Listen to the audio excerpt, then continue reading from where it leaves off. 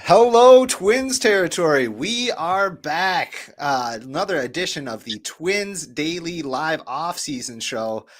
We are not the only ones who are back. The Twins announced that Mr. Derek Shelton is being hired as their 15th manager in team history. I think this was a pretty expected pick when all was said and done, but it's still causing quite the ruckus on Twins Twitter. I am here with two of Twins Daily's finest. I have Brock and Greg. What's going on, guys? Brock, how you doing? Oh, I'm doing all right. I'm rather uninspired by this news, but we'll get to that in a moment. Well, you sound giddy, so I'm no. just thrilled to be here as always. Greg, how about you, man? How are you doing? Speaking of thrilled to be here, I'm also sorry for all of the listeners at home who are so used to hearing my voice so well. I have to call through with my phone today because my brand new laptop isn't working. So please bear with me. What is it with your generation and your technical issues with your computers and such? Mhm. Greg's definitely calling in on a rotary phone, but thank you Yeah. Yeah, everybody right. for joining us. After the stream, we're going to teach him how to open a PDF. Yep, yeah, definitely. Thank you everybody for joining us so far. Please join us in the chat. Let us know your thoughts on this new pick, Derek Shelton. It came down to four finalists, is what we've come to believe here. It was Derek Shelton, who is the former bench coach for the Twins and the a manager for the Pittsburgh Pirates for much of the last four seasons. Then there was also James Rowson, former Twins hitting coach, as well as Scott Service, the former manager of the Seattle Mariners, and Ryan Flaherty, the current bench coach for the Chicago Cubs. But the Twins went with their guy, they went with their gut, and they went with that nice salt and pepper beard. Brock, you started to say that you were uninspired by this pick. Do you want to dive into that a little bit about what you're feeling? Because I'm sure that there's plenty of listeners and plenty of people in the chat here who feel the same way. Yeah, well, I think Twins territory has become pretty apathetic about the team over the past 18 months or so. And when it really needed something to be shaken up, like literally anything, new owners, every turn has just been another failure to actually make change. And this feels like more of the same. I don't think Derek Shelton is necessarily going to be a bad manager, but you fired Rocco Baldelli for this. It doesn't make a whole lot of sense because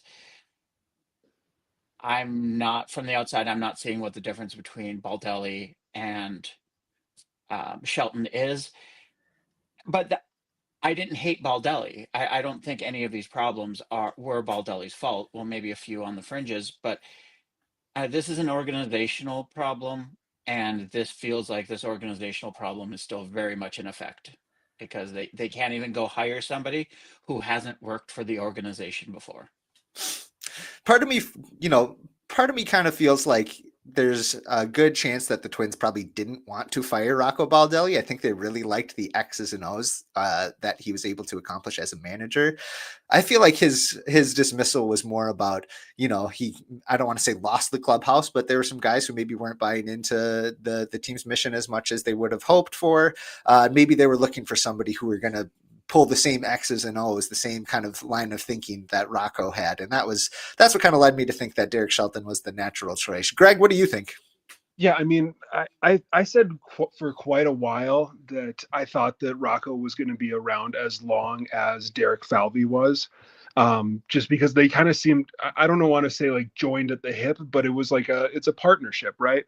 And so if your idea carries weight, that maybe they didn't really want to fire him if they had like their control, they could do what they really wanted to do. They might not have fired him, though it could be some sort of clubhouse issue that we don't know about, or maybe like ownership could have said, something's got to move here.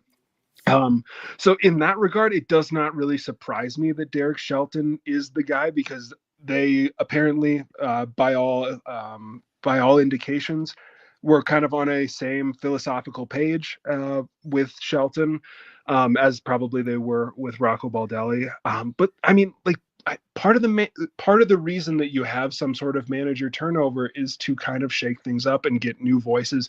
And I think that it's a little bit of an oversimplification to say that Derek Shelton is Rocco Baldelli, right? Like they're not like going to be, you're not getting the exact same experience. There are going to be some market differences. If I was more plugged into the team, I would probably be able to point out what those differences are, but they are two different people.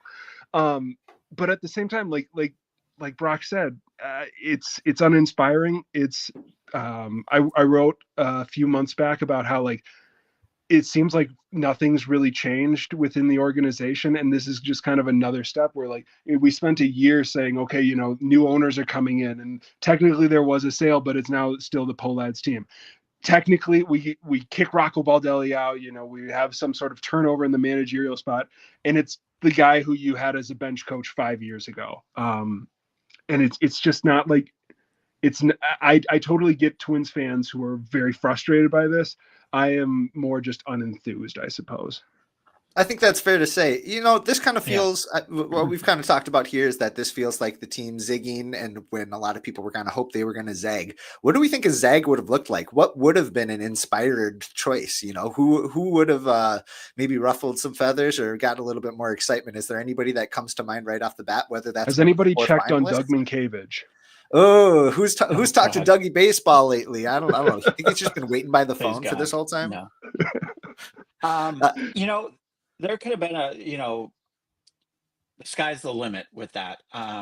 You know, literally not becoming the Pittsburgh Pirates would have been, you know, a nice step in the direction of this franchise, but here we are. You know, Flaherty from the Cubs, that would have been a decent choice. You know, it would have been somebody from outside the organization. You know, the Cubs franchise, you know, made it to the postseason this year. They, you know, played pretty well, made it past first round.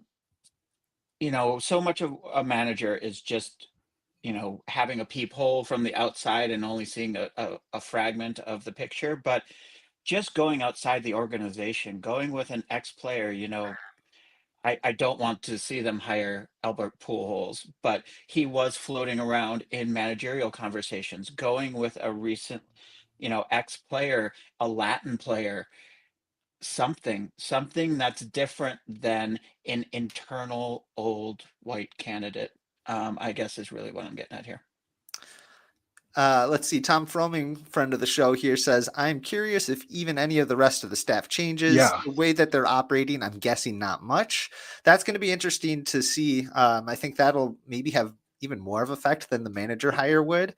I was trying to think of who on the staff currently was around in 2019 when Shelton was the bench coach. The only name that I can come up with off the top of my head was Tommy Watkins. I believe was, but maybe I'm incorrect with that. But I thought that he was with the team. I think Watkins was with the team in 2019. Was He's been around for quite a while. was bullpen coach Colby Suggs, was he part of the organization? I know he wasn't on He the was in the coaching front staff. office at that Right. point. Right. Okay. So maybe there's a little something there. I'm also curious to hear, I mean, we're going to hear plenty of complaints no matter what about this hire, but I'm also curious to hear what some of the in-game complaints are going to be. Matthew in the chat here says, I'm not shocked. He was always Falvey's guy. I have in-laws near Pittsburgh. We have an inside source there. Their complaints about Shelton are eerily similar to our complaints about Rocco. So we're in for a treat there, I think, because there was complaints aplenty with our friend Rocco. What's up, Greg? I kind of like at the beginning of all of this was like joking that all fans do when it comes to like trying to figure out who the next manager is, to just name off Twins that they liked or people they've heard of, or like you know, coaches. Like, I mean, the entire, like for 6 years we've been having people call for the return of James Rowson, right? Because every like there's a handful of fans who believe that like every one of the hitting woes was created right after James Rowson left. And so I like, this is just, I guess, one of the least inspiring. Like, I think that if I were to have ranked every single name that was like legitimately thrown out there, and I'm not saying that like it was a bad hire. I don't want to, like, I don't know enough to say that, but like bringing back the literal bench coach for the year that they had the second most wins in team history.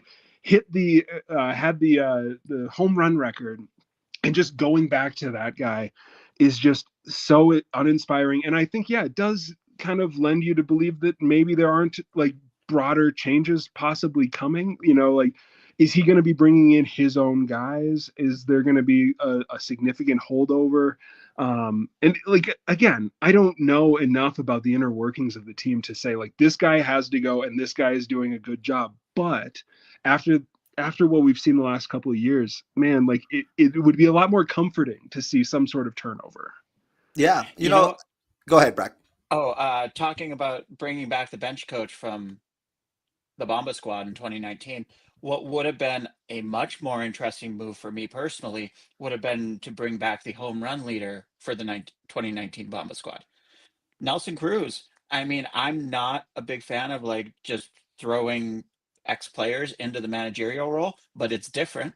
He'd be a very different voice. He'd be a very player centric, be able to communicate with the Latin players on a different level than any, white guy from Massachusetts going to be able to do. If you're going to go internal, at least shake it up in a more interesting way than this. And nothing against Derek Shelton. I think he's going to be a fully capable manager. He got a raw deal in Pittsburgh because if there's anybody who are worse baseball owners than the Pohlads, it's Bob Yeah, Nutting in Pittsburgh. 100%. They just totally screwed that franchise when Shelton never stood a chance with the way that ownership is structured. He's probably going to be just fine, but wow, just Yeah. not interesting. I'm kind of curious, we're talking about who else could be part of the staff here. I think it's going to be pretty integral to see who he brings in as the bench coach, because I actually think the bench coach does a lot for a team's clubhouse and for a team's kind of preparation and going into the day-to-day games.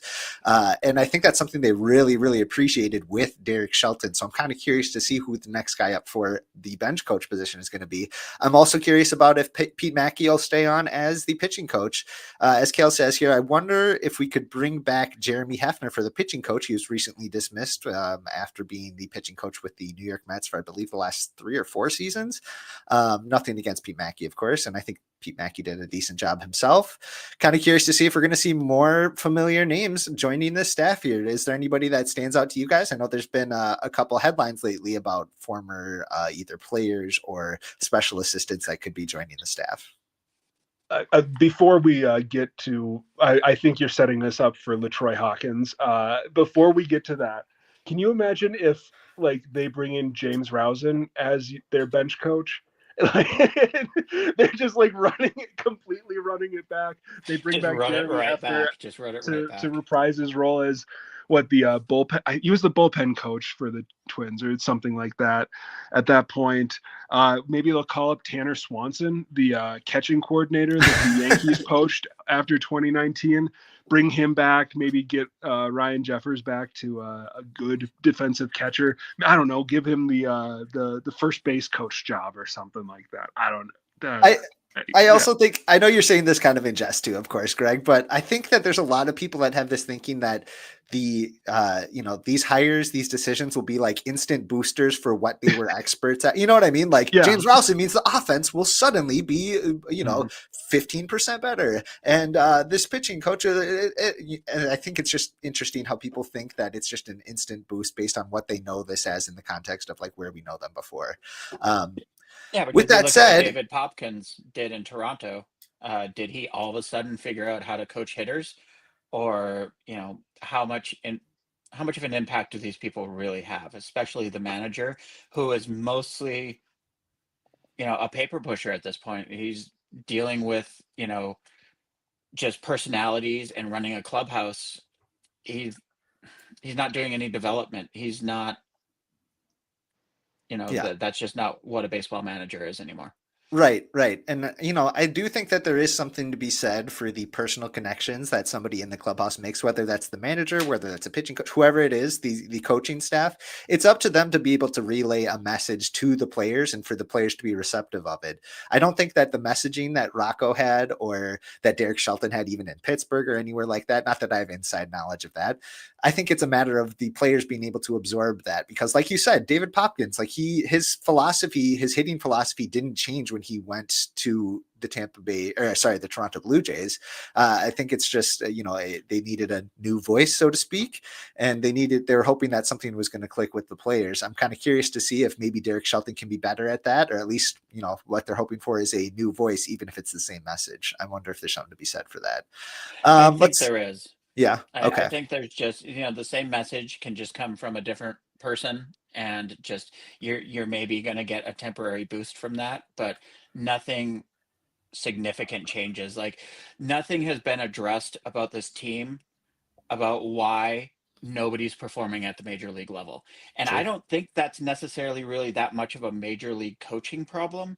I think that's more of an organizational triple A, double A, even high A problem than anything that's going to be corrected at the major league level. Right, These because like guys, so many people have said, yeah, like, oh, Rocco doesn't develop hitters once they get. It's like, what is he supposed to do? And to that, like, obviously, you do have some of that fall on the hitting coaches or the pitching coaches, but like something like that is not going to change. It does not matter really who the manager is. Yeah, I totally agree with you on that, Brock. Kind of going along with that, Brian had a similar line of thinking. If it doesn't come with some new players that are better than the old players, it's not going to make much difference in the win column. I do think there's something yep. to be said for that. There might be, a little bit of shakeup needed among the player base that they have here. I don't know if keeping the exact same ingredients just with a new cook in the kitchen is going to get you that much better of a dish. It might get you something different at least. Let's see. Tom comes back and he says, do you guys think this tips us off to the direction of the off season? Feel any more or less confident in Pablo Ryan are traded? Personally, I don't know if this says too much about their offseason strategy, but I think there's plenty to speculate without the manager hire. I wonder, this is something that I saw, I thought of, sort of saw thrown out. Like, there is a world where this kind of signals that they want somebody who is a known commodity for a couple of years, as sort of a caretaker of the major league team. I don't want to come out and say that that's exactly what they're doing, or that this signals that they're going to maybe, be taking the foot off the gas over the next couple of years. But I think that we've seen stuff like this happen with other organizations where you don't necessarily hire like your home run manager. You kind of go with somebody who isn't going to just completely sink things.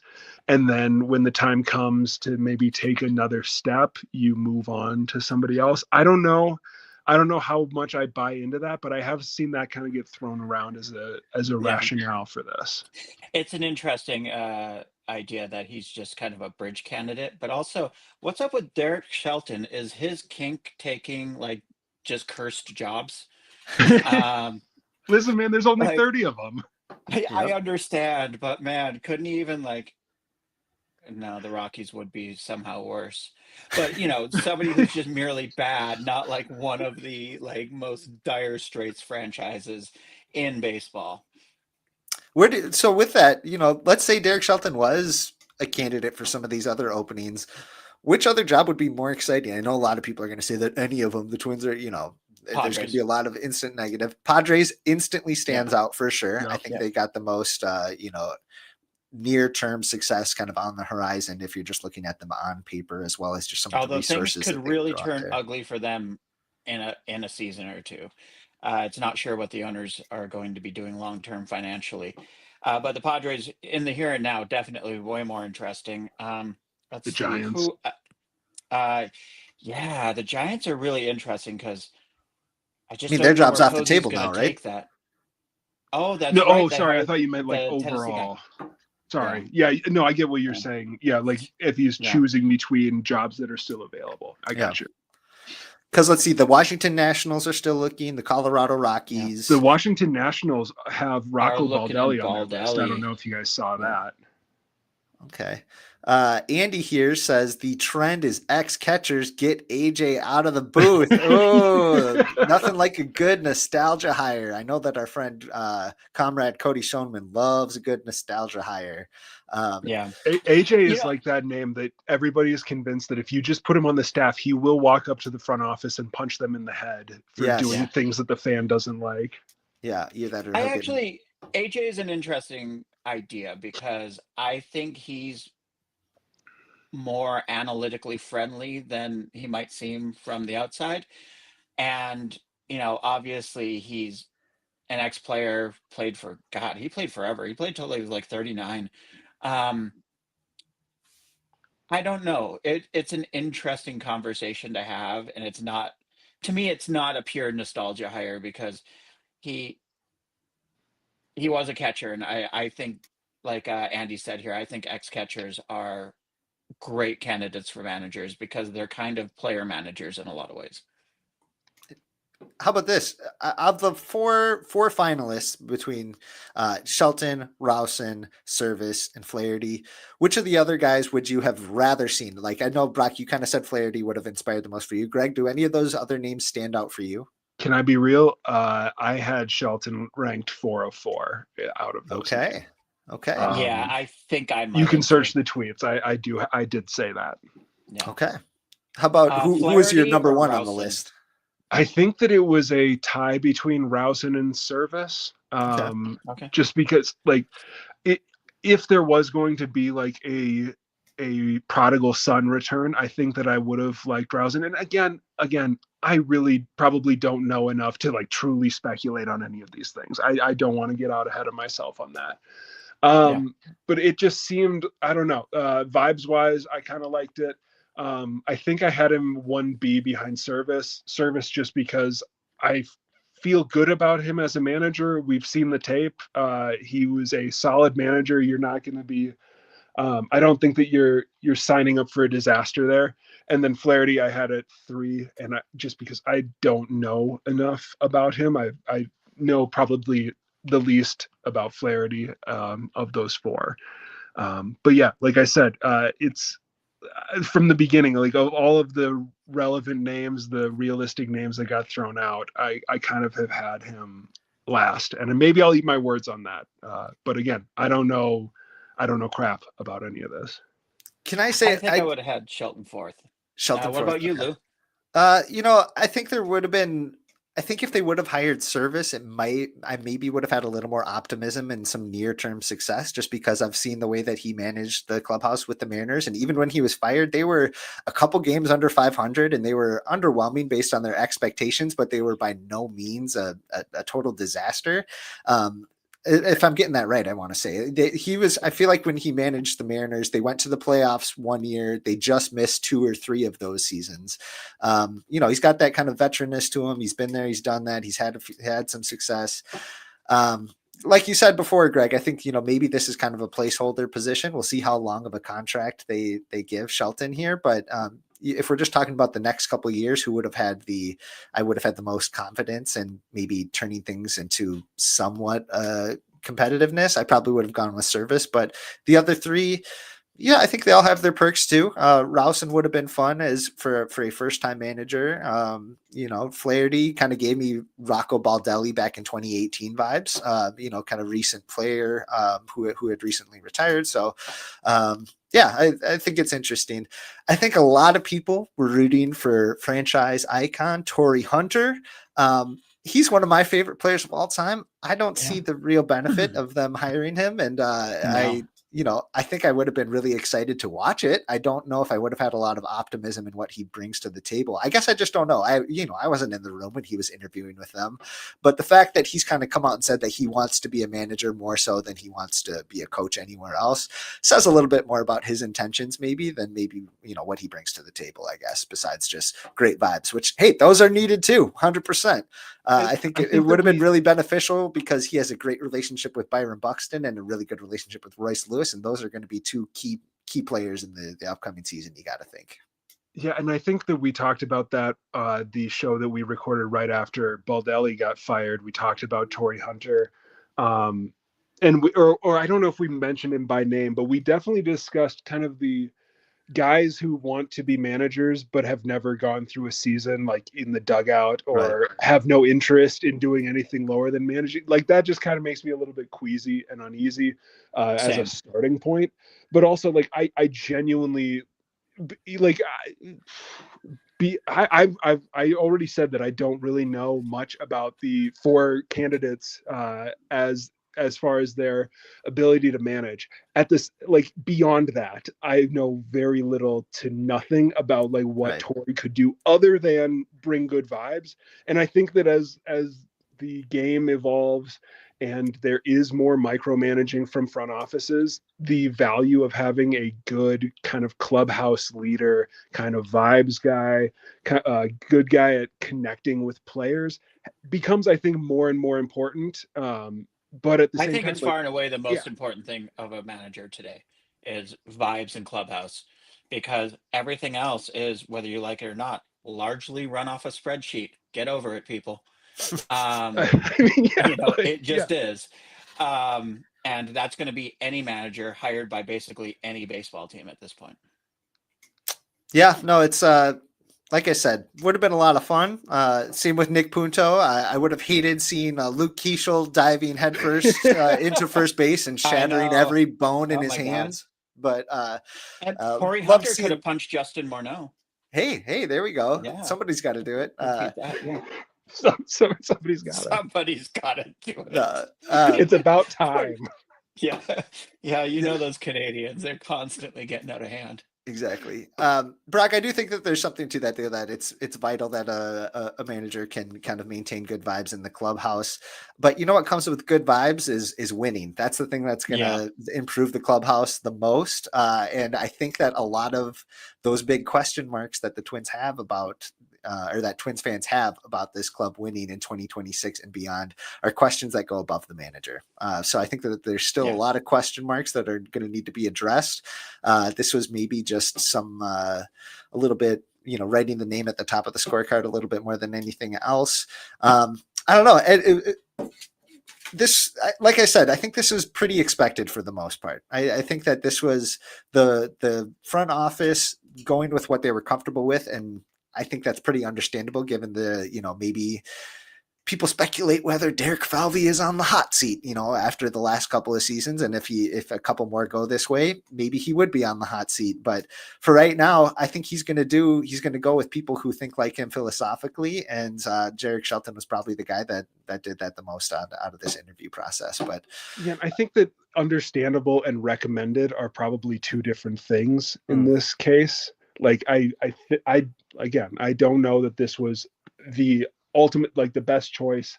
Um, but it's definitely understandable for somebody in Derek Falvey's shoes. I do kind of just worry a little bit about the monotony and how kind of insular it feels like the Twins have become in terms of who they're bringing in, and like even it sort of carries over to the product on the field, where there, especially over the last couple of years, there has been so little turnover in terms of player personnel up until the trade deadline, of course. Yeah. But there, that like from just like a vibe standpoint as a fan, I totally understand why Derek Falvey would make this decision. I totally understand it, but it does feel a lot like the late Terry Ryan regime, where it was like, are we doing this again? Like, it's just constant churn from inside. There's just not a lot of thinking outside the box, new ideas. Everything just becomes incestuous after a while, and it's everyone backslapping each other with the same ideas while they march to 90 losses. I'm just a ray of optimism and sunshine as yeah, always. To go back to Tom's question a little bit about what does this mean? If Shelton is like a 2-year kind of steward of the franchise, I think that's real bad news for Twins Yeah, fans as far yeah. as Joe Ryan and Pablo Lopez go. yeah. Say more about that. What do you think that? I think that they're looking for somebody to basically fall on the sword while they trot out some pretty ugly teams and do not a full rebuild, but a major retooling where they get rid of, some of their best players and then shoot for not even 2027, but probably more like 2028, 2029. Oof, goodness. Well, I we'll be really here. hope not.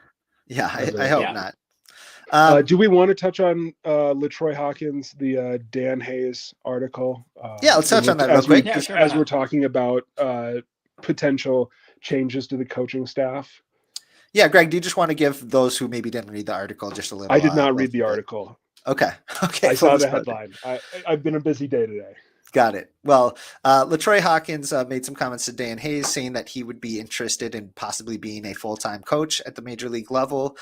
He talked about the kind of need for going beyond the spreadsheet, going beyond the statistics, going beyond the analytics, and connecting with players on a personal level. I think that's part of every coach's job. I think that's probably task 1A when you're a coach in any coaching role, and especially in the front office or in an MLB coaching staff. But Latroy Hawkins said that he thinks that he'd be really good at connecting with players and that he's looking for full-time opportunities. What do you guys think? Could you see him being a coach on Derek Shelton's staff? I'd love to see something like Latroy as a bench coach. That sounds like fun. I have no idea if it's a good idea, but it sounds like fun. I would love to see him as a bullpen coach. I think that he's got a lot of insight Sure. there. He pitched 21, 22 years in the big He leagues. pitched forever. Pitched forever. He knows about game preparation, even going into your late 30s. I think that there's a lot to be said there. I do think he's a really knowledgeable guy and a really personable guy. I really appreciate his insight that he's brought to the broadcast, and I think that it would be really cool for him to show that with some of the pitchers.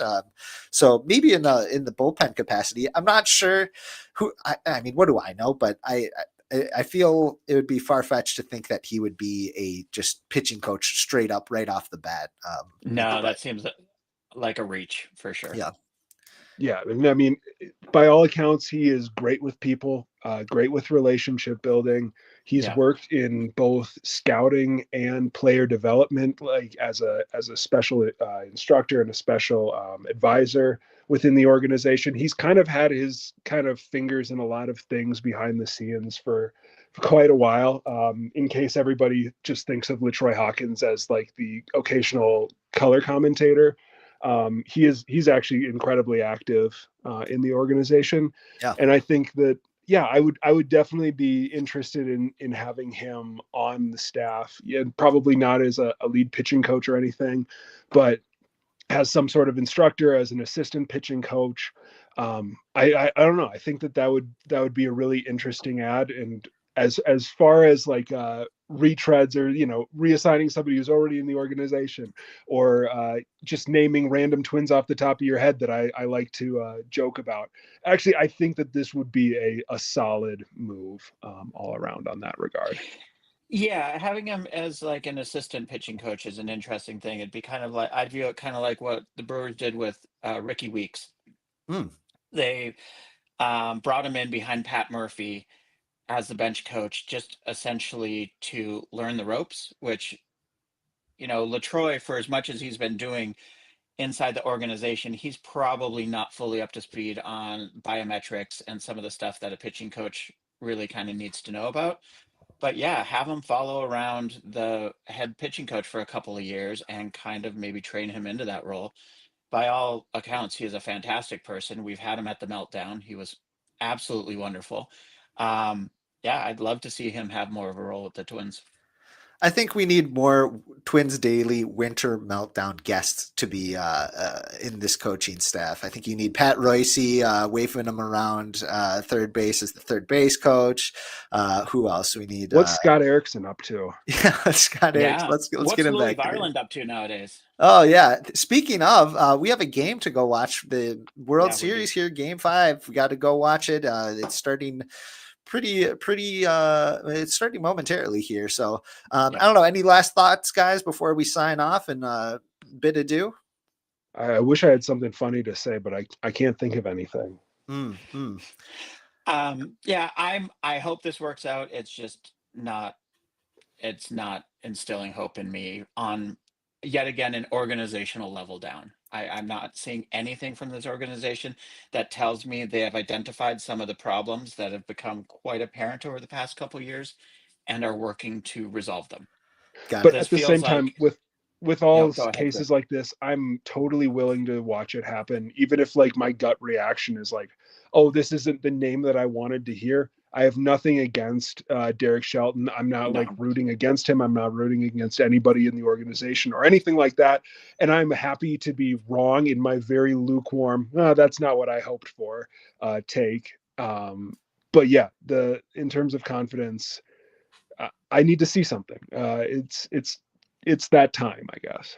Greg, Yeah. will you commit on the show that if Derek Shelton wins Manager of the Year in 2026 with the Minnesota Twins, you will show face on a live broadcast? I mean, isn't that what Twins managers do? Is win Manager of the Year early in their tenure? Yeah. Honestly, like if he doesn't, that makes him like the worst manager that they've had in what 40 years. Okay, so if he doesn't, what I'm hearing is hashtag fire Shelton. I've already How seen about that this? How floated about around. this? If the new bench coach is Miguel Sano, Oh, here we should the go. Twins hire Miguel Sano as the bench coach? Oh my Should God. the Twins recapture the magic of the 2019 Bomba Squad season? There we go. There we go. I think, Greg, we found our new bit for the Twins Off Daily podcast. Shameless plug, everybody. Please listen to us. We'll have an episode coming up here soon. I don't know. I think that might be a good place to bury this one, guys. Thank you, everybody, for joining us on the live broadcast here as we break down the new / old skipper, the old friend coming back, the return of the king, Mr. Derek Shelton. Thanks again, everybody, for joining Twins Daily. Please like and subscribe on YouTube and keep your eyes on the skies, and hopefully we will be back soon. Oh, last comment here from Seth Stowe. Livy Dunn, pitching coach. Okay. Thanks, everybody. Yeah. Okay. Thanks, everybody. Thanks for joining.